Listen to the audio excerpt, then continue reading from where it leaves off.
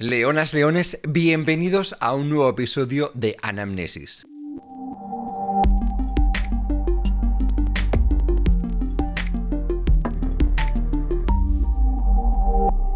En este vídeo hablaremos de bioética con la doctora Ondina Vélez, médico de familia y docente en el máster en bioética de la UNIR. Y responderemos a preguntas como ¿qué es la bioética? ¿Cuáles son los dilemas éticos más comunes en el ámbito médico? ¿Cuáles son los principales desafíos de la bioética en la actualidad? ¿Qué se aprende en un máster de bioética? Así que antes de empezar directamente con la entrevista, quiero agradecer a la UNIR por patrocinar este podcast y muchísimas gracias a la doctora Ondina Vélez por dedicarme esa hora tan maravillosa que compartimos hace unos días. Y ahora sí, empieza el nuevo episodio. Bueno, doctora Ondina Vélez Fraga, experta en bioética y además médico de familia. Bienvenida a este canal, Diario de UNIR. Antes de empezar, digamos, con esta entrevista, que creo que va a estar muy interesante y que va a ser bastante guay, cuéntanos un poquito, o sea, quién eres, a qué te dedicas, para que te conozcan las personas. Vale, hola Pau, nada, muchas gracias por invitarme, por tener este rato contigo. La verdad es que mola esto de Diario de UNIR. Bueno, porque además es verdad que para todos los médicos este tiempo de la residencia es un tiempo increíble, en el que se aprende un montón, y yo además disfruto un montón con los residentes en las guardias, porque nos enseñan un montón a los adjuntos y nosotros aprendemos también de ellos. Así que nada, yo encantada de estar aquí este rato contigo y contarte un poco. Pues mira, yo estoy en la carrera de medicina súper enamorada de mi carrera, me encantó, me ha encantado, la volvería a elegir, pero es verdad que tenía un perfil un poco diferente al típico que solo le encanta estar ahí con la célula y con el colesterol, porque tengo un perfil muy social. Me encantaba todo lo que estaba, además de la universidad, fuera de la universidad. Y ya me metí en temas sociales y de bioética durante la carrera. O sea, justo el otro día nos reíamos, me junté con las de medicina y a nosotros nos tocó la época de las manifestaciones del 6 igual a 0, que fue en el año 90 y tantos. Y entonces ahí nos íbamos todas a las manifestaciones, pero yo era como súper convencida de aquello. ¿Y qué era esto de 6 igual a 0? Pues mira, fue justo cuando, o sea, nosotros estábamos en primero. Entonces, hasta ese momento, los médicos en España con 6 años podían ejercer como médicos, y entonces salió una normativa europea en la que era obligatorio el MIR para ejercer, y sigue siendo así. Sin MIR en realidad no se puede ejercer en España. Por eso en España hay en muchas residencias y en muchas urgencias hospitalarias médicos que no son españoles, que su título de 6 años sí les permite ejercer, y en cambio en España hasta que no tienes el título MIR no puedes ejercer. O sea, por eso de verdad en España la carrera son 10 años. Claro. Y entonces, en realidad tiene su sentido y está bien, porque cuando uno acaba los años de la carrera lo que sientes es que no sabe nada de nada. Que si yo recuerdo en la Academia MIR, que de repente mi cabeza empezó como a conectar todo aquello, y ya en la especialidad te das cuenta, pues al principio lo poco que sabes, pero todo lo que vas aprendiendo. Entonces, eso fue el 6 igual a 0 famoso, y entonces los de sexto nos azuzaban a los pequeños a que fuéramos a las manifestaciones. Entonces, con esto te cuento que todo lo que había más allá del conocimiento puramente médico, pues es que me gustaba. Entonces también me fui durante la carrera a varios intercambios académicos fuera de España.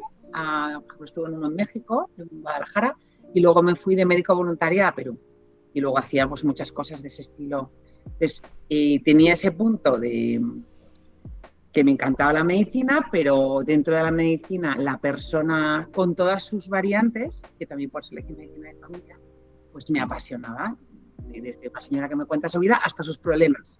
Entonces, en la carrera tuve la asignatura de bioética, que por cierto me pasaba todo el rato peleándome con el profesor, porque me importaba, o sea, típica asignatura que otra gente se soba, y yo en cambio pues me gustaba mucho intervenir. Y luego sí que con amigas pues nos fuimos a congresos de bioética, porque nos importaba, o sea, lo que hacemos, o sea, hacer como una reflexión, que al final es lo que es la bioética, una reflexión sobre la bondad o maldad de nuestras acciones y cómo esas acciones influyen en los otros y me influyen a mí. Entonces, de ahí un poco, o sea, cómo me fui metiendo. Y nada, luego elegí, como te cuento, medicina de familia súper convencida. La volvería a elegir, aunque he tenido mis crisis como todos los médicos de familia, porque llega un momento que dices, Dios mío, sé un poco de todo y no sé nada de nada. Luego te vas dando cuenta que en realidad lo que tienes que hacer es precisamente ser capaz de diagnosticar a tiempo, acompañar al enfermo crónico, pues un montón de cosas. Claro, todo lo importante que es la atención primaria. O sea, realmente a mí lo que me han enseñado siempre en la universidad es que el 90% de las patologías que se ven son de atención primaria, y qué importante y cuánto no la estamos cuidando la atención primaria, y cómo nos la estamos... Bueno, no nos la estamos, porque no creo que tú en este sentido... O sea, no nos meteré en este grupo, pero cómo se la están cargando. Sí, pero que es verdad, incluso a veces lo digo ya como... O sea, que el médico de familia es muy importante, entre otras cosas, porque como está cada vez más tecnificada toda la medicina, pues mira, el otro día tuve un paciente esos que venía desesperado después de ir por 200.000 especialistas a través de un seguro privado que le estaban viendo bien, pero le decían, es que de esto está bien, de esto está bien. Pero claro, al final estaba la persona que le integra. Y que eso es. Es el internista, porque claro, a lo mejor ese señor no tenía nada para estar fatal, pero es que el señor estaba fatal. Una fisura anal que se le había complicado con un problema de que después tenía un montón de dolores en el pene. Y entonces el señor estaba desesperado. Un hombre de 40 y tantos años que decía, no, si me dice el dermatólogo me ha visto que no tengo ninguna ITS, el urólogo que no es suyo, el digestivo que no es suyo. Claro, al final se pasa en la pelota y dice, pero a mí ¿quién me soluciona este problema? O sea, ¿quién? Entre otras cosas, el señor estaba deprimido. Claro, Joder, pero había que pobrecilla, escucharle, claro, y no decirle, oiga, no es mío. Entonces, bueno, eso es un poco para presentarme.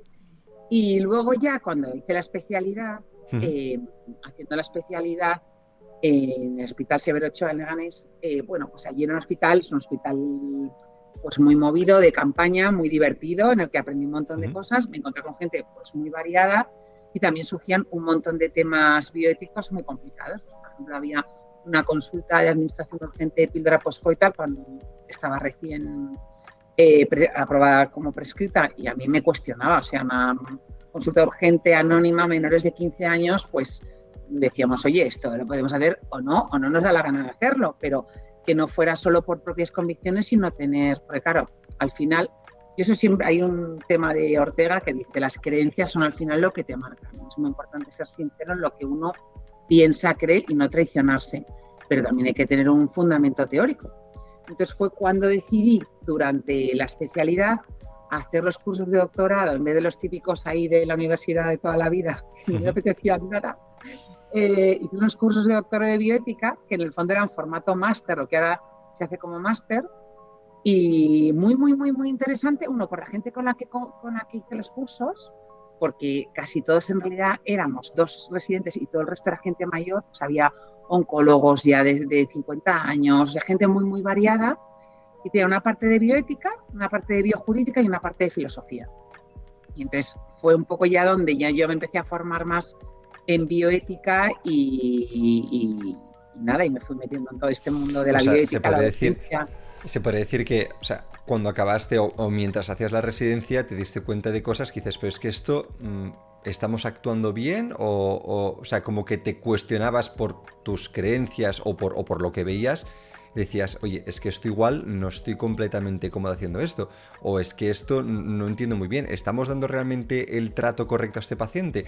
¿Estamos abordando realmente todo lo que este paciente necesita? ¿O estamos haciendo como el caso que nos has presentado antes de mirando solo un órgano, o estamos mirando, o sea, como digamos que por lo que me estás transmitiendo, ¿no? O sea, que realmente tú, el acercarte a la bioética es para dar, digamos, un acercamiento holístico, o sea, de varios, o sea, de todo el ámbito, de varios ámbitos a los pacientes, ¿no? O sea, no tratar solo la enfermedad, o sea, en sino... el fondo, o sea, la bioética al final es una reflexión, porque muchas veces la gente confunde la bioética con la biojurídica, con las cuestiones legales, que luego también me metí por ahí, también ahora hago cosas de peritaje médico, pero no es lo mismo.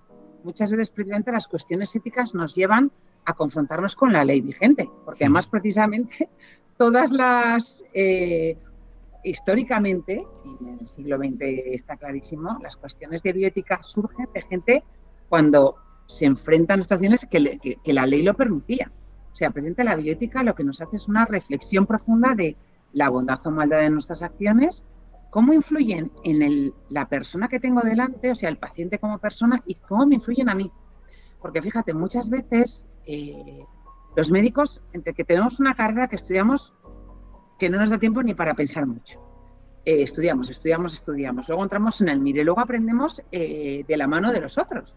Y entonces está la persona más hipersensible que dice, bueno, paro porque es que yo quiero pensar por qué estoy haciendo esto. que el COVID, por ejemplo, fue como un bofetón para mucha gente. Claro. Y aquellas personas que tuvieran como más procesado la cuestión de la muerte, porque al final la bioética lo que te hace es pensar esas cosas que, aunque se supone que las pensamos, en realidad durante la carrera es que tampoco le damos muchas vueltas al tema, porque no nos da tiempo y la asignatura de bioética es muy pequeñita. Entonces, al final es una cuestión de cómo pongo al paciente en el centro, pudiéndole hacer una atención que no sea solo resolver problemas, sino atenderle a él como persona, y también dónde está mi papel. O sea, porque es muy, muy importante cómo las acciones nos conforman al tiempo que conformamos a la realidad.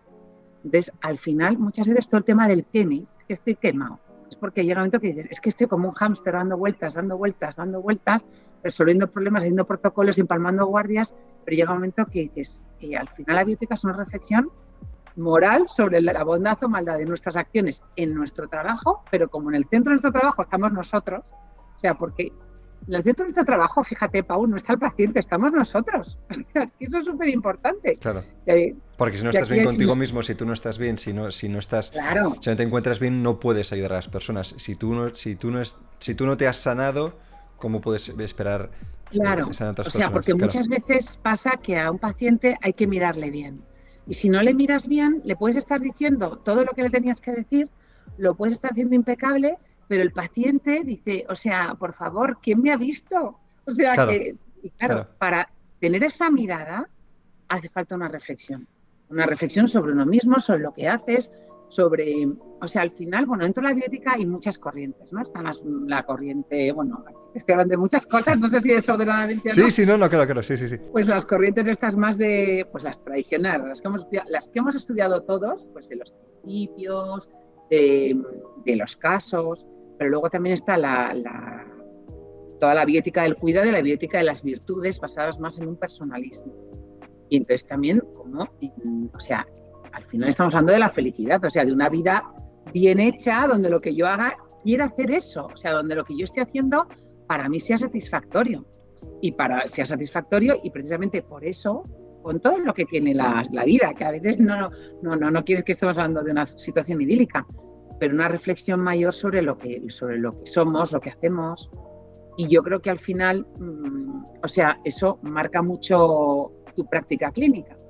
Eso es. Por eso es verdad que de hecho, o sea, eso te quería preguntar. O sea, el tema de haber hecho este máster, este doctorado en bioética, ¿tú notas que ha cambiado o sea, la manera en la que trabajas, la manera en la que te acercas al paciente o...? A ver, yo es que creo, es verdad que todo lo que nos formamos tiene que de la teoría pasar a la práctica, ¿no? Entonces, es verdad, o sea, yo sí que creo, además hoy en día hay muchas corrientes bioéticas, las que ponen a la persona en el centro y las que en realidad no ponen a la persona en el centro. Hay bioéticas mucho más prácticas que precisamente, o sea, el componente antropológico que pensamos del ser humano es muy importante a la hora de las distintas corrientes bioéticas. Yo sí que sigo las corrientes bioéticas más de corte personalista, donde el ser humano en su totalidad están en el centro de lo que hacemos, valorando al ser humano en toda su acción. Porque fíjate, una cosa que justo el otro día di un curso de bioética a los residentes, muy interesante, la verdad, súper interesante con los residentes hablar. Y entonces, una reflexión que yo les hacía y también lo noto, porque yo soy profesora en la universidad también, ¿vale? En el CEU San Pablo doy clases y luego doy clases también, luego os lo cuento, sino en un máster de bioética de la UNIR.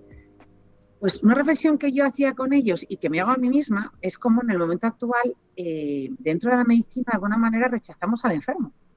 No la medicina, sino el mundo, el enfermo. Enfermo, pues no gusta.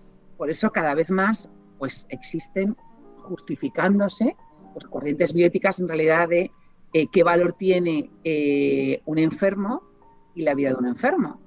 Cuando dices, si se supone que es el centro de nuestra profesión. Claro, doy clases en psicología y el primer día de clase les dije, es que el centro de nuestra profesión, de todas las biosanitarias, médicos, enfermería, psicología, es el sufrimiento humano. Pues te prometo que la gente se levantaba, o sea, estaban como incómodos en la silla, como diciendo, porque muchas veces la carrera de medicina se estudia porque mola, porque tiene prestigio, porque es interesante, porque técnicamente cada vez es más apasionante. Sí, todo eso está fenomenal. Pero es que en el centro de tu acción está una persona que sufre. Que sufre y que no. Yo, por ejemplo, siempre lo digo cuando hablo con compañeros o, por ejemplo, cuando hago algún vídeo divulgativo y tal, digo, es que no os olvidéis que nosotros vamos a estar tratando con personas que no quieren estar ahí. O sea, que una persona no quiere estar en un hospital. ¿Cuántas veces nos olvidamos? Claro, yo estoy haciendo una especialidad que es sobre todo hospitalaria, ¿no? Entonces, las personas que llegan a cirugía torácica, normalmente la gran mayoría por tumores de pulmón, es que una persona no quiere que le venga un tumor al pulmón.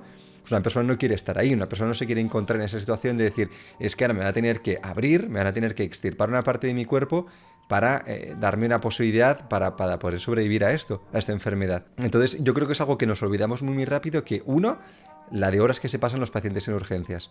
2, la de veces que tienen que ir a los pacientes al ambulatorio o al centro de atención primaria porque igual no han resuelto o no tienen un problema resuelto, y cómo esto les dificulta en su día a día de me tengo que pedir permiso en el trabajo o tengo que ajustar todo para ir al médico. 3, cuando la gente está ingresada, que la gente no quiere estar ingresada, o sea, aparte que estarán más o menos cómodas las camas del hospital, esto ya son diferentes cosas y habrá más o menos silencio, pero es que que me ha tocado también de paciente, y es que yo cuando estaba ingresado digo, es que yo lo que quiero es en cuanto pueda volver a mi casa. Entonces, ¿cuántas veces se nos olvida esto? O sea, porque, como decías tú, o sea, una reflexión súper interesante de que entramos ya automáticamente en este bucle de, vale, hago esto, hago la guardia, después voy a casa, después, o sea, cómo entramos en esta dinámica y muchas veces sin darnos cuenta, y algunos que somos más sensibles, otros quizá menos, no nos damos cuenta, igual incluso no hablamos con esa delicadeza con la que tenemos que hablar a los pacientes, porque nosotros hemos elegido, nadie nos ha obligado a hacernos médicos. Bueno, igual hay familias que han obligado, pero nadie te ha puesto una pistola en la cabeza y te ha dicho, tienes que ser médico y tienes que dedicarte a esto. Y cómo nos olvidamos muchas veces que el poner una mano encima del paciente, el sentarse al mismo nivel, el decir, mira, entiendo lo que te esté pasando, o el buscar una palabra amiga con el paciente. O sea, ¿cuántas veces se nos olvida que nosotros hemos elegido hacer medicina por esto? Y yo, por ejemplo, me acuerdo, mira, yo me gradué en el 2016 y me acuerdo perfectamente del juramento hipocrático. O sea, yo me acuerdo perfectamente porque me puse a llorar de la emoción y de vez en cuando siento días de bajón, me lo vuelvo a leer para decir, es que yo he elegido hacer esto. O sea, el hecho de ser médico, sí, está muy guay, todo lo que quieras, o eres médico, bueno, que después está muy guay, hasta que después empiezas a trabajar y dices tú, pero ¿qué trabajo he elegido? Pero externamente pues debe ser muy guay. Pero hemos elegido hacer esta profesión por algo, ¿no? O sea, quiero decir, que nos recuerde qué es lo que nos ha llevado a hacer esta profesión. Sí. Y yo ahí, fíjate, o sea, yo sí que hago un ejercicio, hago un ejercicio porque a veces yo además, precisamente porque soy un médico de familia un poco diferente, o sea, paso consulta, pero la plaza que yo he elegido como la que yo tengo ahora de médico de familia funcionaria es una plaza de urgencias, ¿vale? Porque me gusta, o sea, como que soy muy de moverme, o sea, me va más como las guardias, tal, o sea, que me encanta la consulta también, pero me hago un esfuerzo de, a veces digo, a ver, Ondina, mira bien a esta persona, o sea, hacer un ejercicio de verdad de qué es lo que me está pidiendo, qué es lo que necesita. Porque muchas veces en consulta, fíjate, un cirujano torácico está como requete, claro que la gente viene a por un tema y viene con un tema muy grave, pero nosotros muchas veces viene gente por cosas que dices, ¿y por qué está este señor aquí? A veces uno piensa, si se piensa, o que soy un curandero, lo que le pasa, pues tampoco se puede hacer mucho, o piensas, ¿por qué ha venido? ¿No? Por esto. Entonces muchas veces lo de nosotros sí que nos toca lo de delimitar la demanda, pero claro, no delimitar la demanda para saber exactamente qué quiere para resolver esto, sino muchas veces, pero ¿usted por qué ha venido? O sea, ¿qué es lo que necesita? Igual necesita solo que escuche a alguien y ya está. Claro, o necesita un papel que a mí me puede parecer la enésima pesadez, pero es que ese señor ese día, si no tiene ese papel, a lo mejor pierde su trabajo. Claro. O igual está con una angustia descomunal sobre un tema y necesita una explicación. Pues mira, justo hay un caso que presentamos que además es un caso de cirujano torácico en el curso de residentes de bioética, que es un caso de una paciente con disnea progresiva, oncológica, con metástasis pulmonares, una mujer joven, y que no quería que le pusieran un tubo de drenaje, por lo que fuera. Entonces, como ha ido 1000 veces al hospital, y entonces al final los adjuntos venían fuera, a largo. Entonces, la residente que ahora ya es adjunta, que lo presenta, pues precisamente lo que hace es como de repente, en esa guardia loca de hospital a tope, dice, voy a parar un momentito, explicarle qué significa el tratamiento, lo que muchas veces damos un consentimiento informado y decimos, aquí está, léaselo usted, Claro. y lo trae firmado dentro de 3 meses, porque eso... Entonces, claro, hay situaciones en las que se puede hacer, pero en este caso es un caso que justo presentamos en el curso, como esta mujer lo que necesitaba era alguien que se sentara en esa vorágine, que todos sabemos y los mires más que nadie, lo que son las guardias de urgencias, explicarle bien todo eso que se supone que ya se lo habían dado en un papel, dejarla que llorara un rato y al final la paciente pues accedió al tratamiento porque siempre se le hacía un drenaje, y, o sea, se le pinchaba y a la de vuelta para su casa. Entonces, este caso es justo, lo presentamos como eso, el parar, poner al paciente en el centro, escuchar al paciente. Y ya de paso, además, voy a hablar de un tema que a mí reflexiono. Hoy en día está muy de moda decir que no hacemos medicina paternalista, sino que hacemos una medicina de la autonomía. Y digo, ¿qué bola es esa? O sea, si hoy en día pensamos que el paternalismo precisamente es tener un momentito de escuchar a la persona. O sea, eso no tiene...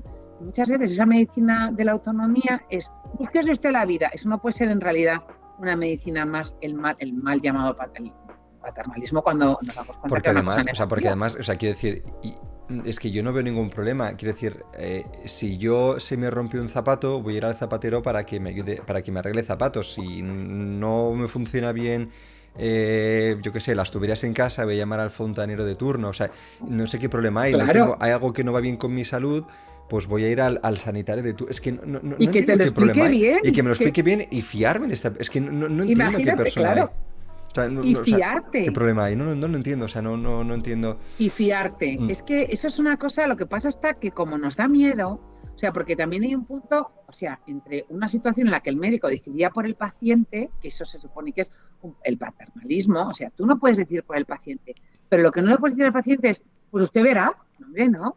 O sea, solo te lleva mucho más rato decirle, pues mire, es como si yo voy al taller y me dice, pues usted verá, ¿no? Necesito que usted me acompañe en la decisión de una información muchísimo más amplia de la que muchísimas veces damos. Y eso al final, pues también un replanteamiento, porque eso, al final la bioética la utilizamos para dar clases en las que se nos hacen 4 topicazos, o como tal lo acogemos, pero es que supone un replanteamiento bioético en la práctica clínica, pues por ejemplo, ¿cómo estoy acompañando de verdad a los pacientes? Claro. ¿Estoy dando de verdad toda la información y estoy escuchando todo lo que me están diciendo? Claro, porque o sea, yo creo que hay como esta línea muy delgada entre respetar la autonomía del paciente, que es uno de los principios fundamentales, que el paciente es autónomo y puede decidir lo que quiere para sí mismo, excepto si es riesgo de vida y no puede decidir sobre sí mismo, entonces ahí pues tienes que salvar la vida. Pero, claro, después entra la bioética en decir, vale, yo se lo he explicado, por activa y por pasiva, se lo he explicado, le he explicado todo, pero este paciente no quiere aceptarlo. Pero la pregunta es, ¿se lo he explicado del todo bien? O sea, y esto, por ejemplo, yo creo que es un problema en el que nos enfrentamos todos los médicos, ¿no? Y de hecho yo quería preguntarte, o sea, ¿tú cuáles crees que son los desafíos a los que se enfrenta la bioética actualmente? O sea, que en tu práctica clínica, también siendo experta en bioética, ¿cuáles son los problemas que ves actualmente? Pues mira, hemos hablado así como de la bioética presente de andar por casa, a la que nos encontramos día a día los médicos, pero es verdad que hoy en día hay cuestiones trascendentales que tenemos cada vez más cerca, que son todas las cuestiones de inicio de la vida, de final de la vida y también durante la vida. O sea, cada vez precisamente la tecnificación de la medicina nos permite que se hagan más acciones, que es muy importante hacer una buena valoración, porque luego está el vértigo de que todo lo que se puede hacer, hacerlo. Entonces, yo recuerdo mi primera clase de bioética en la universidad, el profesor que vino, de los primeros días, que era cuando empezaban las primeras clonaciones. Todavía no eran en seres humanos, y entonces él venía muy preocupado con ese tema. Pero es verdad que vivimos en un momento, pues todo el tema de los embrioides, las embriones que son mitad animal, mitad persona, todo el tema de la terapia génica, todo el tema de la selección embrionaria para evitar enfermedades. Entonces, lo que he comentado antes de que hoy en día rechazamos al enfermo, o sea, es que el embrión humano tiene en sí mismo tiene un valor. Entonces, cuando hoy en día cada vez hay más sensibilidad al cuidado animal, sin embargo, fíjate, hay bioeticistas porque hablar de bioética no es hablar de santos, porque si no estaríamos como ahora en una nueva religión. Dentro de las corrientes de bioética, pues hay algunos que yo, por ejemplo, no me gustan nada las cosas que dicen, que son pues gente de corte eugenésico, o sea, claramente. Mira, hay un bioeticista que se llama Sabulescu, que es un australiano que creo que está en Oxford ahora, y que, o sea, tiene un planteamiento muy curioso, un planteamiento duro, en el que él hace un planteamiento precisamente de el deber moral de tener hijos sanos. Es verdad que uno tiene un deber moral de facilitar y de proveer a los hijos de las mejores cosas posibles para que estén sanos, y también de buscar unas condiciones adecuadas para que un hijo empiece a existir. Pero primero, que la existencia de los seres humanos no es algo totalmente dirigido por nosotros. O sea, cuántos embarazos vienen cuando no son esperados, y no quiere decir que por eso no sean adecuados. Claro. O sea, cosas de este estilo. Y después, cuando viene un hijo enfermo, ¿es un deber moral que no nazca? Bueno, es que entonces es un corte totalmente eugenésico. Lo que rechazamos es la enfermedad. Y esto que te estoy diciendo es el pan nuestro de cada día de las consultas. O sea, parece que una mujer que acepta tener un hijo que pueda venir enfermo, y yo eso lo he vivido acompañando como médico, mientras que otros médicos le decían, pero tú estás loca pudiendo venir este hijo enfermo, ¿cómo sigues adelante con la gestación? Podríamos decir que alrededor del tema del aborto se podría hablar de muchos temas, pero yo ahora quiero hablar de este, que es, podríamos decir, es darle otro toque. ¿Esa mujer que decide seguir adelante con ese hijo en realidad es injusta? ¿O en realidad es una mujer que tiene muchísimo mérito, porque acepta la vida como viene? Claro, que a veces eso es que, claro, porque yo creo que en la bioética, o sea, en la vida en general, pero no, o sea, en los aspectos de bioética y de medicina, además de que entran mucho la cultura, creencias que tengas, sea religioso o no, cómo hayas crecido en tu familia, o sea, muchas cosas de estas. Yo creo que, cosas. O sea, no es o blanco o negro, pero claro, es un debate muy, muy interesante, ¿no? El decir, claro, o sea, ¿soy yo egoísta porque estoy trayendo a la vida o estoy permitiendo nacer, si se puede decir de esa manera, a una persona que va a tener más dificultades durante la vida? ¿O soy yo egoísta porque no estoy permitiendo a esta persona nacer? Pero claro, también yo creo que si nos acercamos al tema de rechazar la enfermedad de esta manera, bueno, es que no hace mucho tiempo se rechazaban a ciertas personas de cierta religión porque no eran de cierta raza aria. Claro, por ejemplo. Claro. O sea, porque entonces aquí cualquier persona, entonces un amputado no me puede... Es un lastre para la sociedad. O sea, es como... Es que, por eso el tema que introducí al principio es que el tema del rechazo a la enfermedad nos lleva a, con argumentos, que es lo que se llama de una bioética sentimental, la bioética de, ay, pobrecitos, pobrecitos, pobrecitos, estamos justificando el decir, bueno, es que tiene sentido tratar a esta persona, es que a lo mejor esta persona que tiene esta enfermedad tan grave, en realidad es que no tiene sentido que siga viviendo. Entonces nos encontramos con otro de los dilemas hoy en día de las cuestiones bioéticas, las cuestiones del final de la vida. Entonces, claro, el valor de la vida humana y qué valor le demos en todos sus aspectos es muy importante. ¿Qué es lo que ocurre con el tema de la eutanasia? Y hoy en día lo llaman el PAM, ¿no? El proceso de atención a morir, se llama así aquí en Madrid. Claro que, yo digo, sé que estoy tratando temas que nos darían para un debate y un debate en redes, pero ¿hasta qué punto una persona es libre de decidir cuando se siente enfermo y a lo mejor no tenemos controlado todo su dolor, no tenemos controlado aspectos sociales que le dan pánico? ¿De verdad estamos escuchando lo que quiere? O sea, normalmente una persona bien acompañada, que lo haya podido pedir en un momento determinado, luego lo que te pide es no sufrir. Pero normalmente a la gente le da vértigo morirse. Pero en cambio cada vez más está ocurriendo pues que incluso eutanasia para enfermos con depresiones graves. Entonces llega un momento que dices, es un tema muy complejo. ¿Cuál es el límite? Es decir, ¿cuál es el límite? ¿Qué es lo que realmente, por lo que tiene que pasar una persona? ¿Cómo podemos asegurarnos que esta persona realmente esté tomando una decisión meditada, que realmente todas las posibilidades terapéuticas para ayudar a esta persona hayan finalizado, que no existan más y realmente no existen más? O sea, sí, claro, es que es súper complicado. Y además es un tema también de formación, ¿estamos formados o no estamos formados? Porque, por ejemplo, yo te digo, los médicos de familia que tenemos que asumir todo y cada vez hay más cosas, más protocolos, más cosas que te mandan, pues claro, Mira, yo ahora soy la presidenta del comité de bioética de mi zona sanitaria y nos llegan pues muchas consultas. Y el otro día justo llegaba una consulta de una médico que justo en relación a este tema lo que ella consultaba es que no tenía ni idea cómo se hacía. O sea, el tema es que tenemos un buen manejo del dolor. Pues yo te digo que muchísimo, o sea, es que a veces no da tiempo para estar bien formado. Entonces, más bien habrá que asumir que no todo lo pueden llevar el mismo tipo de médicos, que habrá que dedicar más formación, porque muchas veces cuando a uno le falta formación en un campo, no es capaz de acompañar en ese campo y entonces lo que prefiere es que el campo no exista. Entonces, son temas que son de discusión bioética, pero que lo tenemos en las consultas, en los hospitales, pues tanto en los de inicio de vida. ¿Qué formación tenemos para acompañar todas las situaciones de inicio de vida que se dan a veces muy complejas y que lo que requieren es un acompañamiento, entre otras cosas, que tener tiempo, tener formación y hacer un buen acompañamiento, que ya no es solo informar. Y también, porque...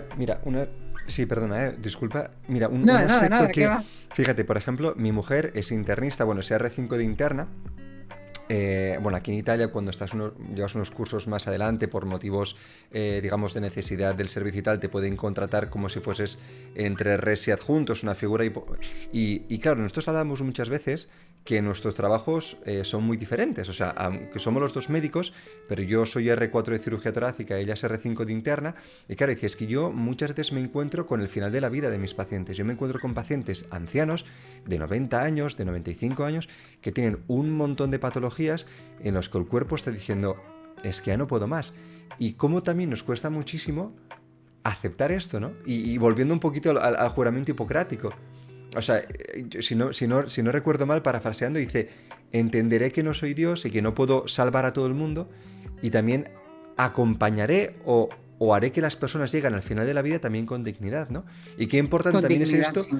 de muchas veces, o sea, a ver, también es verdad que igual una persona, si en una especie quirúrgica como es la mía, que normalmente son cirugías programadas, si una persona fallece, pues es...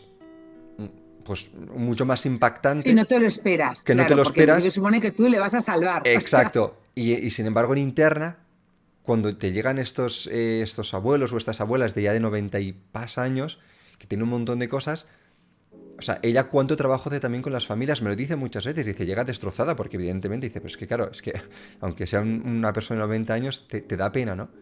Pero como también, yo creo que es muy importante desde que somos pequeños, o sea, ya como sociedad, pero sobre todo también cuando estudiamos medicina, el entender, como muchos adjuntos me decían, que la muerte es una compañera de guardia muchas veces, que tienes que entender que existe esta realidad, o sea, que no es en plan una cosa que no existe, ¿no?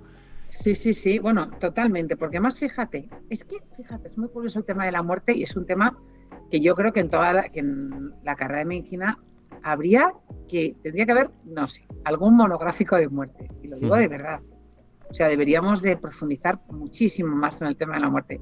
Yo soy medio gallega y en Galicia, es verdad que los gallegos, el tema de la muerte culturalmente, como celtas, está mucho más presente porque desde pequeñitos las iglesias alrededor tienen las tumbas, entonces pues típico de los domingos, que es que saltabas entre las tumbas y ibas mirando cómo se llamaban los señores. Que claro, yo lo veo aquí, yo vivo en Madrid, es que no ves una tumba en tu vida. O sea, entonces, simplemente eso, o el acompañar a alguien que ha fallecido, cuando éramos pequeños mi madre nos llevaba. Entonces, eso ya ayuda. Pero lo que tú has dicho de aceptar la muerte cuando viene, que además es uno de los temas que más yo veo que hoy en día en el máster de bioética de la UNIR donde doy clase, hay alumnos que cada vez más piden este tipo de trabajo de fin de máster, es precisamente el tema la distanasia o precisamente ese sobreesfuerzo terapéutico que no es necesario, sino adecuar el tratamiento. Porque precisamente, fíjate, entre eutanasia y no eutanasia, que es uno de los temas bioéticos de los meollos, a veces hay una delgada línea. No quiere decir que uno vaya a pretender, es simplemente a veces saber acompañar a la persona a morir cuando le correspondía, sin prolongar la vida y aliviándole el sufrimiento. Que no es lo mismo que decir, porque el problema, y yo ahí claramente me estoy posicionando, el problema de pensar que la vida llega a no tener sentido, cuando hay dolor, cuando hay tal, es que lo que te lleva es a lo mejor perder ese día que la persona no quería perder. O sea, Claro. a veces es simplemente, no es una cuestión de prolongar la vida, es de acompañar a la persona para que el proceso natural tenga su sentido y también ser capaz de acompañarle. Pues mira, los médicos de familia, a mí siempre me ha encantado cuando estaba en consulta llevar los enfermos con paliativos. Entonces, normalmente aquí en España los equipos de atención a domicilio van más o menos cada 15 días y yo siempre me iba la semana intermedia a ver a los pacientes. Entonces, es muy importante no derivar a un paciente cuando se está muriendo y además si quiere morir en su casa, preparar a las personas, pues aceptar ese momento cuando viene, ¿no?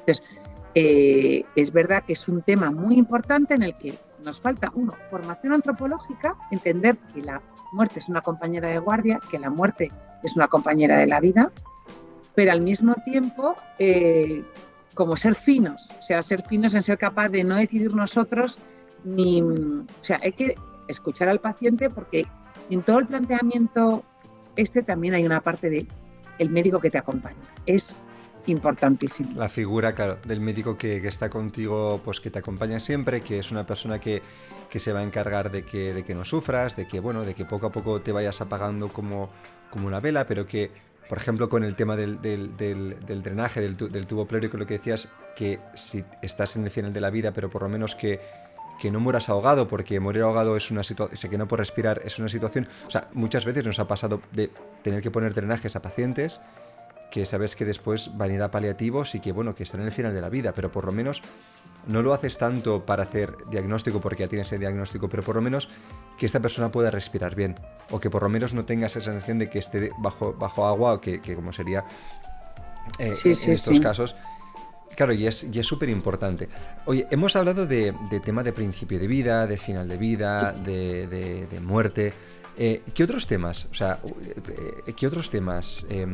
son importantes o a qué otros temas se enfrentan los médicos día a día con el tema de la bioética? Pues mira, es verdad que luego están pues muchas cuestiones que son mucho más.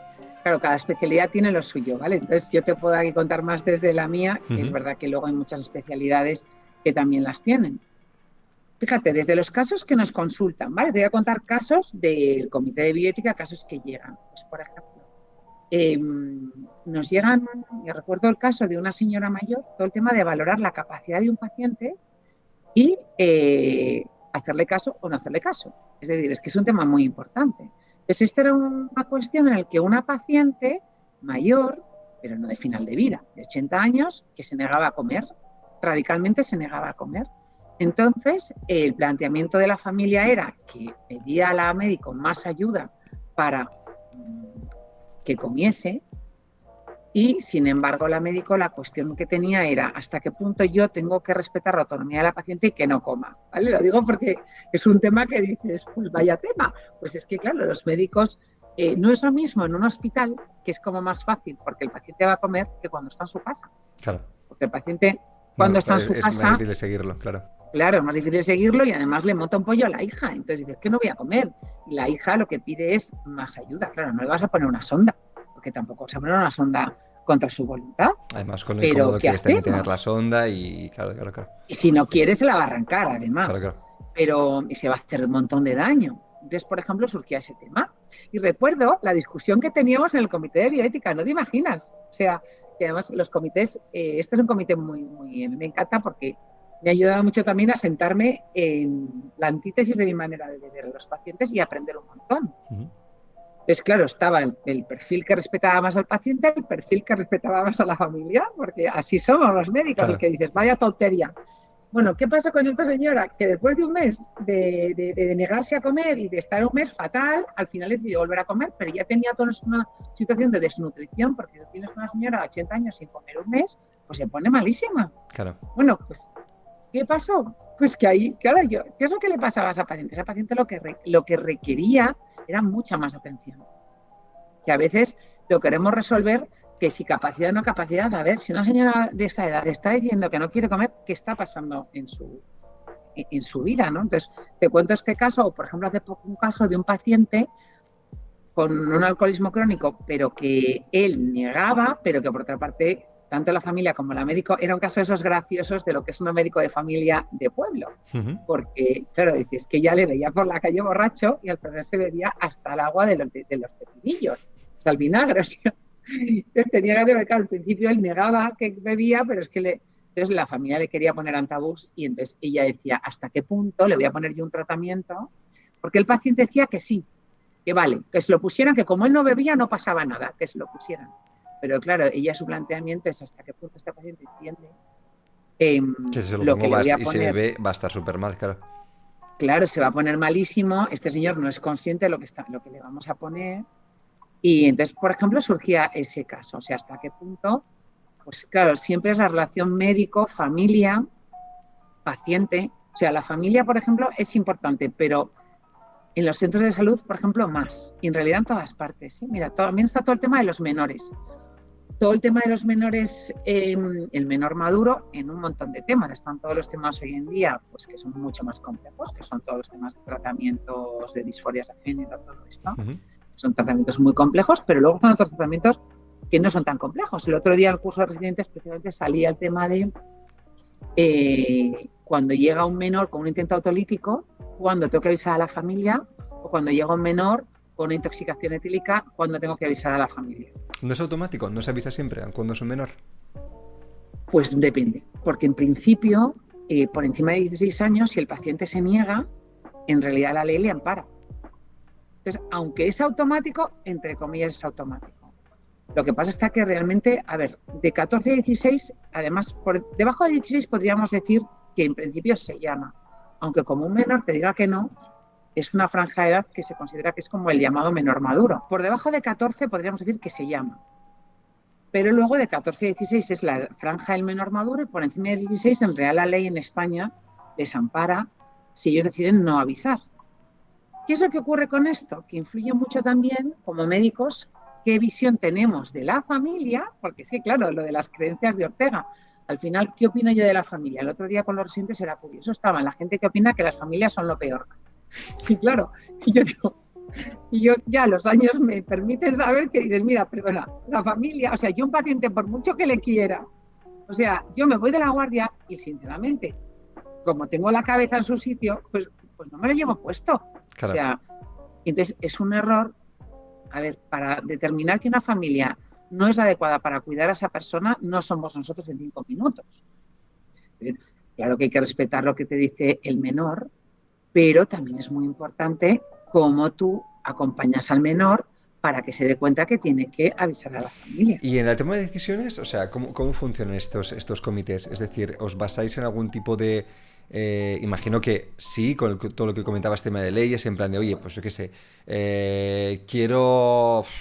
me duele mucho la rodilla, me quiero amputar, quiero que me amputéis la pierna, pues vale, pero es que esto no hay indicación médica para hacerlo, pues, o sea, estoy poniendo un caso exagerado, imagino que también os basaréis en temas, o sea, indicaciones médicas, también aspectos legales, pero imagino que cada caso, habrá una discusión de cada caso porque no es ni blanco ni negro.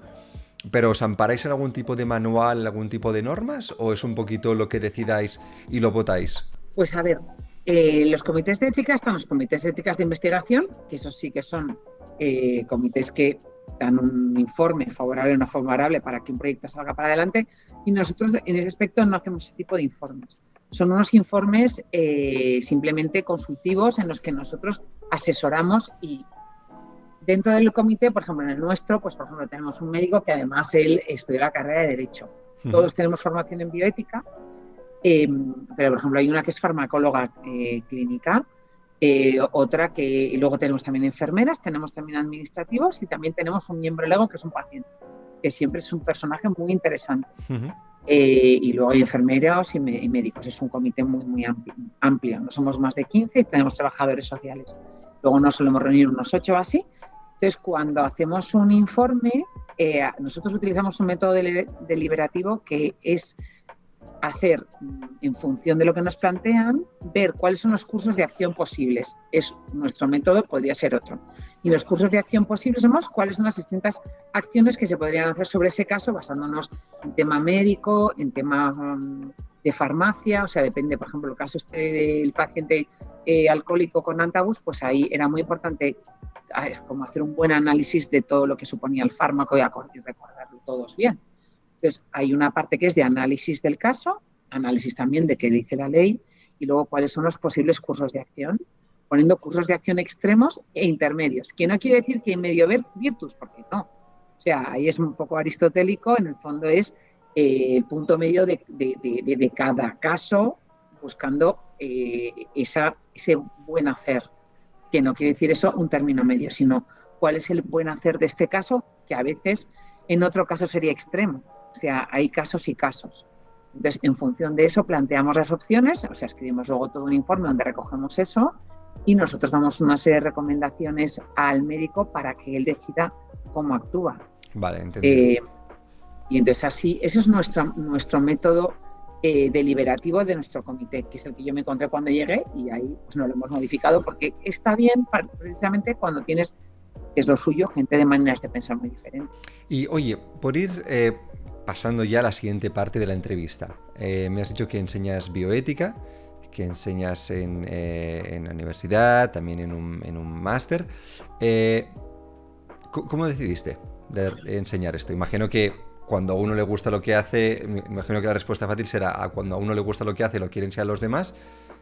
¿Pero hay algo más detrás de todo esto o es así? Pues a ver, yo realmente empecé con la docencia al acabar la residencia, precisamente por lo que te he dicho que era un poco que no me valía solo lo puramente clínico médico, sino que entonces al acabar la residencia tuve como ofertas de trabajo súper diferentes.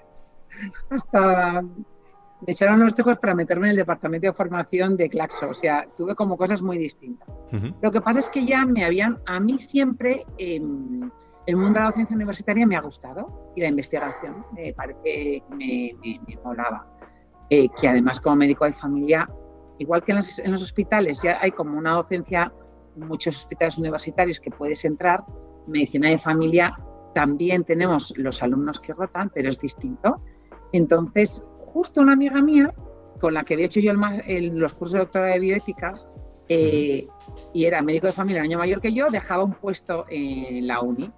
Y entonces yo entré en las entrevistas para dar esas clases, que eran de un tema totalmente diferente. Era dentro de un grado de psicología que se estaba montando en el CEU, dar fundamentos de neurociencia a los psicólogos. Era dentro de la Facultad de Medicina, pero dar esa carrera. Y entré. Entonces, entré ahí a la docencia pues con 28 años, entré muy pronto.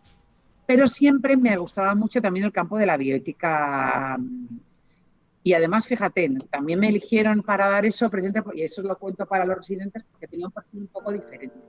Como yo ya había hecho mi máster de bioética, es que era un doctorado, pero era como máster de bioética, con formación antropológica, médica y jurídica, tenía un perfil que interesaba más. Luego ya hice la tesis doctoral y todo eso, y dar clases de bioética. Empezamos luego a dar clases de bioética en la Agencia Ley Entralgo a médicos de la Comunidad de Madrid. Entonces siempre he estado dando clases de bioética y ahora doy clases de bioética en un máster de bioética de la UNIR.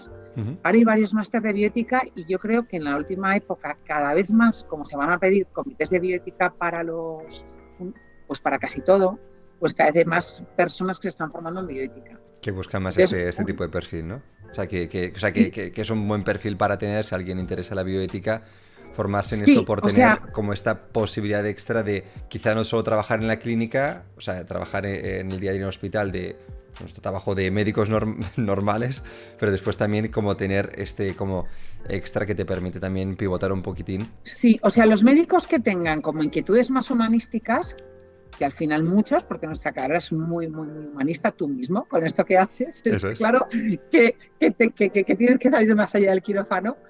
Es una buena manera de ampliar miras. O sea, yo creo que la formación de bioética es como una ventana que hace que esa parte humanista que tenemos todos como que pueda respirar aire puro. O sea, te permite lo que hablábamos al principio, de salir de la rueda del ratón. Entonces, y te abre a otros campos, desde la docencia universitaria, la docencia en máster, pertenecer a comités de bioética, que es que son súper divertidos. Mira, nuestro comité, es que yo me doy cuenta, yo como tengo tantas cosas, no tengo como tanta necesidad, pero los que vienen, que son gente que está solo en consulta, dicen, es que no me pierdo por nada estas 2 horas al mes que tenemos. Claro, porque te da mucha vida y te enseña, creo que muchísimo. Sí, y es un rato muy positivo de gente que está haciendo algo que además no lo hace para ganar dinero, Eso sino es, que lo lo hace por el para paciente.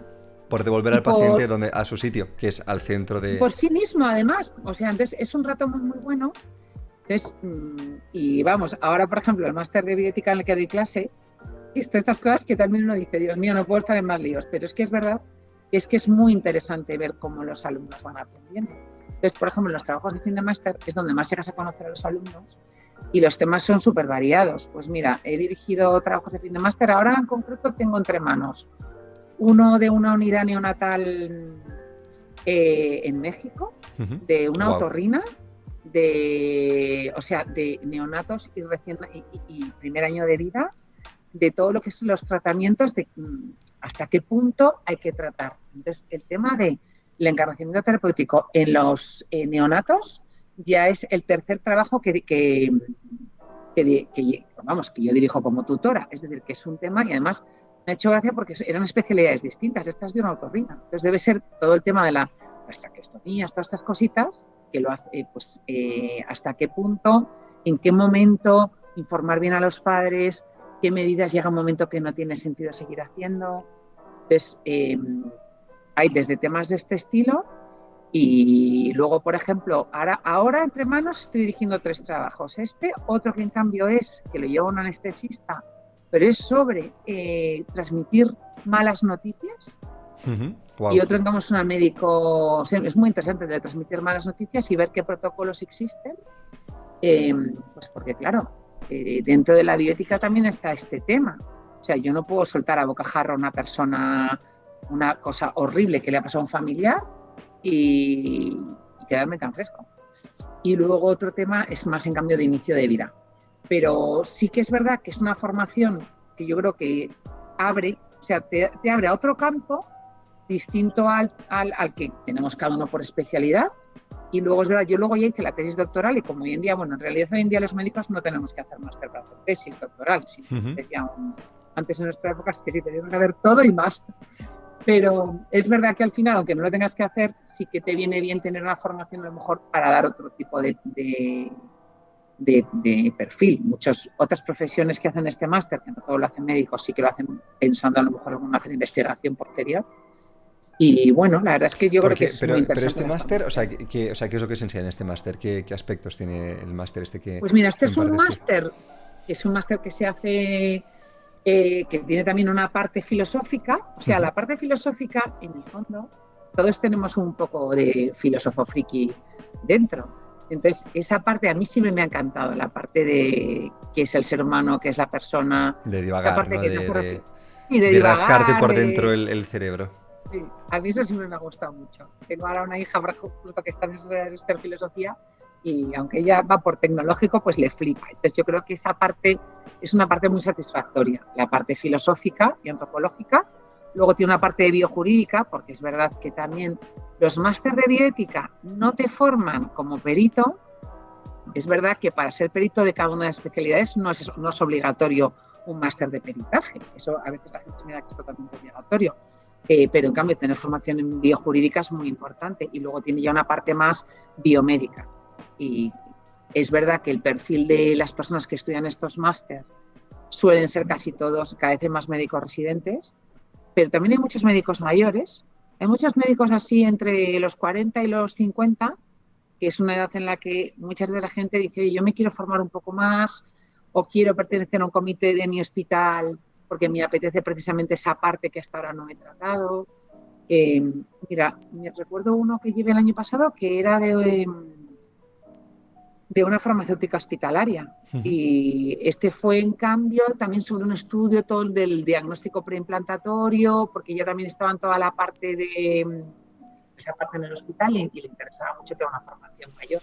O sea, que realmente te da una formación, o sea, este máster te da una formación súper, o sea, de todo, ¿no? O sea, quiero decir, o sea, tú sales de aquí formado bien, o sea, para poder te da las herramientas para formarte podríamos decir, en campos que a ti nunca te van a dar dentro de tu especialidad, porque cada una de nuestras especialidades es muy concreta de lo nuestro, y te permite después desarrollar una vertiente profesional pues muy interesante. Y desde eso, desde estar en los comités, o sea, te permite, o sea, yo sí que creo que es de los máster que no es habilitante, pero te da un plus. Te da un plus respecto al resto de los médicos que tengan una formación parecida a ti, porque es una formación diferente. Tú, o sea, con tus alumnos que has tenido, en este caso médicos, ya que los dos somos médicos, pues por centrar un poquito ahí, ¿tú crees que, o te han dicho que les ha cambiado su manera de trabajar, su manera de enfrentarse al paciente o no? Pues mira, por ejemplo, sí, o sea, sí que sé de gente concreta que me ha dicho cómo les ha servido para dar como una vuelta. Y me acuerdo uno muy bonito de una radióloga que era un trabajo sobre el tratamiento durante el tratamiento oncológico a pacientes embarazadas. ¿Qué puedes pensar? Y una radióloga, ¿por qué hace ese trabajo? Pues era porque precisamente ella había tenido, como radióloga, era una paciente con una gestante que estaba con un tratamiento oncológico, entonces el tema de cuándo iniciar y cuándo no iniciar el tratamiento. Y esa paciente, por ejemplo, esa alumna, por ejemplo, sí que me dijo que a ella le había cambiado totalmente hacer el máster. Wow. O sea, entonces, y, por ejemplo, ese fue un trabajo muy bonito de acompañar, porque en el fondo como tutor de trabajo de fin de máster acompañas. Vale, y ahora voy a buscar un poquito de confianza. Yo que soy resi de cirugía torácica, ¿tú crees que este máster realmente... o sea, la respuesta va a ser sí, te podría ayudar, pero... O no, pero... O sea, yo, por ejemplo, como resi de cirugía torácica, hacer un máster de este tipo, ¿qué me podría ayudar? A ver, yo creo que este máster hay que hacerlo si uno tiene dentro algo que le late, que quiere contestar y quiere más allá. O sea, porque a lo mejor dices, no, es que me interesa mucho más hacer uno de técnicas quirúrgicas súper punteras. Entonces, hay personas que en la residencia van a tener esas ganas y a mí como la tenía yo, y además todos los años siempre hay un grupo de residentes que lo hacen. Mira, en la última edición había 2 chicas que eran residentes de pediatría y lo estaban haciendo juntas, y fueron las que hicieron todo un estudio sobre qué tratamiento se daba a los neonatos en su unidad de neonatología. Entonces, creo que es un máster que hay que hacer cuando uno, desde dentro, le apetece profundizar en estas cosas que te requieren una reflexión mayor. O sea, ahí pienso que lo primero tiene que haber una inquietud interna. Vale, entendido. O sea, un poquito a veces como que te encuentras quizá estancado o un poquito lo que decíamos antes, ¿no? De parece que voy... Es que, o sea, justamente no porque estemos haciendo esta entrevista, pero es que justo de esto, me encuentro que voy en piloto automático. Estaba hablando ayer con mi hermana, que es R3 de familia en España. Y luego estaba hablando hace 2 semanas con mi mujer, que es R5 de interna. Y es en plan de... Incluso esta semana, o sea, esta semana pasada digo yo, pero es que estoy haciendo todo lo que puedo por mis pacientes. Porque yo, por ejemplo, comparándome con mi mujer, que es internista, digo, claro, es que ellos hacen un tratamiento mucho más, ¿no? O sea, por ejemplo, ven si, yo qué sé, si igual el riñón no va tan bien, pues oye, pues vamos a intentar mirar esto. Pero a mí me encuentro muchas veces muy limitado, o sea, me flipa la cirugía, pero claro, mi especialidad es muy sectorial. O sea, yo me encargo de aquí a aquí. Y no de todo, porque el corazón no nos encargamos nosotros, de los grandes vasos tampoco nos encargamos nosotros. Pero digo, pero ¿hay algo más que podría hacer por estos pacientes? O sea, es como... Sí, o sea, yo creo que... No sé, pues mira, yo pues incluso le voy a dar una vuelta. Tuve un alumno que era cirujano torácico y hizo ¿sí? un trabajo muy bonito. Sí, entonces hizo un trabajo sobre precisamente la atención a los pacientes ya más graves. Entonces, al final tampoco podemos, mira, tú estás teniendo la crisis que tiene el médico de familia muchas veces, es decir, todos hay un punto en el que dices, me quedo hasta aquí. Claro. Pero al final, bueno, fíjate, ahí al final es también un tema de autocuidado, o sea, como dar una vuelta, replantear un poco todo, porque hacemos las cosas. O sea, yo creo que los másteres de bioética nos ayudan primero de todo al que lo hace. Luego, revierten el paciente, pero lo que hablábamos antes es que al final es también, o sea, entender bien cada uno por qué hacemos las cosas, ¿no? Entender el significado, el sentido, o sea, esa búsqueda de felicidad que no quiere decir la ausencia de problemas, sino tener un sentido a lo que uno hace. Que además, yo a veces, o sea, en todas las profesiones, ¿no? Pero en la nuestra es una pena cuando ya ves gente de mi quinta que es que dice, yo quiero estar quemada toda la vida. Y, o sea, claro, yo quiero poder sonreír abiertamente. Entonces, sí que es verdad que, o sea, yo creo que una reflexión sobre nuestra acción y lo bueno, lo bello y qué es lo que yo quiero hacer, pues es que es súper necesario. O sea, que los máster ayudan, obviamente, pero al final es una reflexión también personal. O sea, que sería, digamos, también un máster que te ayudaría de alguna manera a realizar un poquito más de introspección desde el punto de vista profesional. Es decir, no tanto personal de por qué hago lo que hago, sino por qué clínicamente hago lo que hago, o por qué este paciente me afecta un poquito más, o porque siento que tengo este límite con este paciente. O sea, mira, fíjate, una frase que me dijo una chica hace mucho tiempo, una compañera en universidad, y yo creo que igual también sería interesante para las personas que estén viendo esta entrevista y que les interese hacer este tipo de máster para que se lo planteen, porque ella me decía, yo quiero ser la mejor opción que tenga el paciente. Cuando venga a mi consulta, yo quiero ser la mejor opción que tenga este paciente. O sea, y me formo precisamente para esto, para intentar ayudarle de la mejor manera posible. Ondina, para terminar la entrevista, y no te robo ya mucho más tiempo, me gusta siempre terminar las entrevistas con preguntas un poquito más personales. De hecho, me gustaría preguntarte algo que hayas aprendido esta semana. Bueno, esta semana, hoy es lunes, así que la semana anterior. Algo que hayas aprendido la semana pasada. Pues mira, yo tengo un defecto que es que me flipa trabajar, lo hago un montón porque me gusta. Y me cuesta mucho decir que no. Y entonces este fin de semana he tenido guardia viernes, domingo, y el sábado me habían pedido la enésima cosa y de repente al lado tenía que ir a un sitio, me habían pedido que diera una charla el sábado por la tarde. Y la verdad me superaba. Y la de al lado, cuando me lo pedían, que estas personas, en cambio, con una vida muy lenta, no sé, de repente me dicen, bueno, es que a lo mejor el descanso y el ocio son súper, o sea, la necesidad del descanso y del ocio. Entonces, o sea, de repente pensé, el rollo que te echan siempre, del descanso y del ocio, porque eso lo decimos todos. Entonces, respirando, y dije, tienes más razón que un santo. Y dije, claro, no voy a dar eso el sábado por la tarde. O sea, porque, os lo digo, muchas veces era de esas personas que a lo mejor yo no consideraría porque es como más de no hacer. Entonces, pues eso, el descanso y el ocio. Vale, me decías que entonces el descanso y el ocio, que es súper fundamental y algo que realmente pasamos muchas veces por alto y que no podemos solo trabajar, porque si no estamos bien conmigo mismos, eso es, si no estamos bien con nosotros mismos y con nuestro entorno, no podemos estar bien.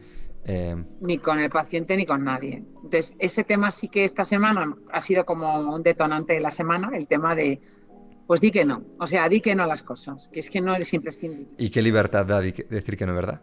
Sí, o sea, yo me acuerdo que mis padres de pequeño me decían siempre, es muy difícil decir que no, pero también súper importante poner límites también. Eso es, los límites. ¿Algo que estés leyendo? ¿Qué estás leyendo últimamente? ¿Estás leyendo algún libro, algún artículo súper interesante que te has leído? Pues mira, me estoy leyendo esta temporada porque tengo que escribir un capítulo de un libro sobre identidad sexual y familia. Entonces estoy leyendo todo sobre ese tema, que también es otro de los grandes temas de la bioética, todo este tema. Entonces, esta semana estoy leyendo sobre ese tema. Pero así como, ¿qué me he leído esta semana que me ha desconectado? Pues me he leído Tintín en el Tíbet. O sea, qué guay. Porque me encanta, soy súper de cómics. En casa de mis padres se leía y se leía un montón.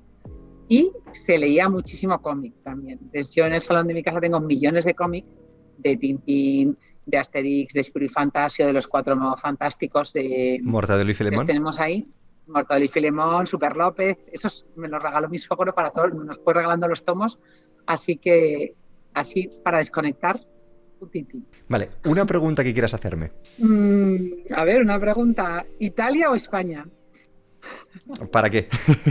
O sea, quiero decir, para de trabajar, vivir, general. Pues mira, yo tengo una hermana que vive en Roma, entonces voy mucho a Italia, y entonces para trabajar me llama mucho la atención hacer la especialidad en Italia. O sea, Bueno, o sea, yo por ejemplo me vine a Italia porque no, o sea, hice un par de veces, a ver, yo estudié medicina en Lituania, después me mudé a España, intenté un par de veces el MIR, no conseguí entrar en cirugía, que es lo que quería hacer yo, me puse a trabajar como médico mutualista, sin especialidad, y después, bueno, en todo esto había conocido a la que ahora es mi mujer, que nos hemos casado este año, o sea, es fresco, y nos conocimos en Erasmus, y entonces ella me dijo, ella es italiana, me dijo, oye, ¿por qué no vienes a Italia e intentas hacer la especialidad en Italia? Y entonces, pues en el 2019 me mudé aquí. Al principio no conseguí entrar porque me pedían un nivel de C1 de italiano, entonces ese año me lo salté, el año que podría haber entrado yo a hacer la especialidad. Empecé a trabajar en urgencias, viendo los pacientes más sencillos, o sea, desde un catarro, desde una lumbalgia de hace 3 meses, esas cosas aquí, y después entra a especialidad. Entre Italia y España, yo creo que no existe el sistema perfecto. Yo creo que, por ejemplo, Italia tiene cosas muy buenas que no tiene España, como por ejemplo el tema de las guardias de 12 horas, el tema de la legalidad de las guardias de 24 horas, porque yo no he hecho en mi vida una guardia de 24 horas, pero cuando tenía que hacer 12 horas o cuando me toca estar 14 horas en el hospital, después ya no me acuerdo casi de cómo me llamo, entonces yo creo que también es peligroso desde el punto de vista del profesional, quizá afrontar guardias tan largas. Creo que en España tienes más la suerte de que te toque donde te toque hacer la especialidad, te forman bien. O sea, que en Italia tienes que tener bastante suerte, sobre todo en el aspecto quirúrgico. Tengo compañeros que no hacen nada en quirófano. Yo la verdad que estoy haciendo una especialidad en Milán y la verdad que súper contento, pero bueno, los 2 primeros años los hice en otro hospital y me tuve que pedir el traslado, o sea que también ha habido un poquito ahí de meollo. Entonces, no creo que exista el ambiente perfecto, yo creo que se podrían comunicar bastante. Y bueno, la verdad que es un poquito difícil. Si tengo que elegir comida, ahora mismo que llevo bastantes semanas y bastantes meses en España, te diría España porque echo de menos la comida de mi madre y el pisto y las patatas a la riojana y todo. Pero bueno. Y oye, ya para terminar, ¿a quién te gustaría que entrevistásemos? ¿A quién te gustaría qué perfil te gustaría que trajésemos por aquí? ¿A qué persona? Pues mira, se me ocurren 2 personas, así que de pronto. Mira, hay un médico muy interesante que es profesor con nosotros en el máster, que se llama Vicente Soriano, que es un súper investigador de SIDA. Uh-huh. No sé si has oído hablar de él. Ese es un tipo interesante para investigar, para hacer una entrevista. Y luego tengo una amiga, pero como ya otras personas, que es médico paliativista en domicilio. No sé si alguna vez has sacado a alguien de los que habla de eso. No. Y entonces, me parece un tema muy interesante, la atención domiciliaria a paliativos, que además luego es una salida que a muchos médicos de familia les gusta. Y precisamente es el final de muchos de tus pacientes. Uh-huh. Entonces es esa atención hasta el final. Y tengo una amiga, Nieves Cano, que es majísima, súper graciosa. Y esta, por ejemplo, es muy, muy interesante. Si se me ocurren así. Pues ya te pediré entonces el contacto y ya les tiraré la caña a ver si quieren venir por aquí. Ondina, muchísimas gracias por haberme dedicado esta hora larga de entrevista. Muchísimas gracias. Que vaya bien. Nada, Pau, un placer. Mucha suerte en todo. Hasta luego. Bueno, y hasta aquí, leonas y leones, el episodio de Anamnesis de hoy. Espero que os haya gustado, espero que os haya parecido interesante. La verdad es que me flipó, o sea, he aprendido un montón de cosas. De hecho, fuera coñas, estoy incluso valorando hacer el máster de bioética porque creo que sería muy interesante en el punto en el que me encuentro en mi formación como futuro cirujano torácico. Y nada, si piensas que este máster te puede interesar, que sepas que aquí abajo en el comentario destacado encuentras toda la información necesaria. Que sepas que es el máster oficial en bioética de la UNIR, 100% online, y como te decía, aquí abajo en el comentario destacado y en la descripción te puedes descargar el enlace al plan de estudios. Si te lo quieres bajar, te pedirán el email, a ti no te cuesta nada y a mí me ayudas un montón y me ayudas a seguir con este tipo de contenido y con este canal. Que sepas que YouTube piensa que este vídeo te puede flipar y te puedes suscribir aquí abajo si no lo estabas. Nosotros nos veremos la semana que viene con más ciencia, con más medicina y con más cosas que se me pasen por la cabeza. Hasta entonces, que la ciencia os acompañe.